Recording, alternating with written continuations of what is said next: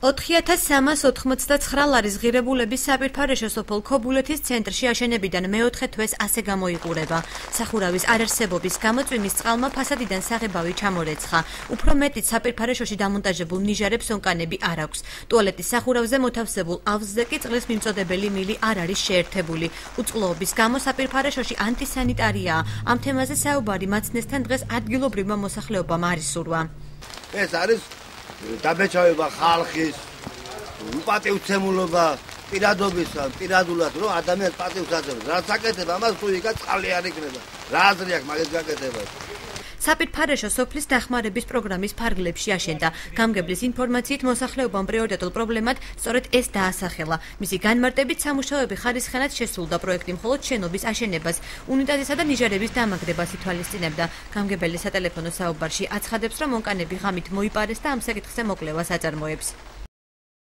წყალი არ იყო, წყალი გათვალისწინებული მიყვანა, არ იყო გათვალისწინებული შით ჩადებული მე როგორც ვიცი, რაც გათვალისწინებული იყო ის დახარჯული, აწესებული, მხოლოდ შით რაც გამყანილობა იყო, ისეც მერე დაშალა ვიღაცამ და მოიპარა. მე თვითონ ვიგულევდი ვინ მოიპარაო მე ჩემი ძალებით, მაგრამ ჯერ ვერაფერი ვერ დავადგინე, ვინ მოხდა იგი. რამდენად მიზნობრივად დაიხარჯა სოფელ ქობულეთის ცენტრში აშენებულ საპირფარეშოსთვის თანხა. ამ კითხვით მუნიციპალიტეტის გამგეობას მივმართეთ.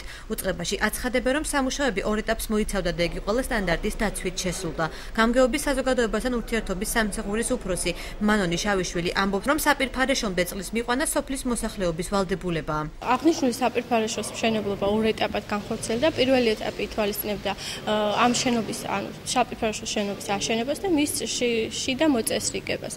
მეორე ეტაპით შეძენილი იქნა მილი, რომლის მიერთებაც უნდა მომხდარიყო ადგილობრივი ძალების მეშვეობით. სამუშაოების ხარისხენად ჩატარების შესახებ არსებობს შესაბამისი დასკვნა, შესაბამისი სამსახურების მიერ გაკეთებული და მის შემდეგ მოხდა ამ შენობის გადმობარება, უბრალოდ ჩაბარება. სოფელ ქობულეთში 2013 წელს სოფლის დახმარების პროგრამის ფარგლებში კულტურის სახლის რეაბილიტაცია განხორციელდა, რომლითაც 38,030 ლარი იყო გამოყოფილი. შენობა დღეს დაკეტილი დაგვხდა.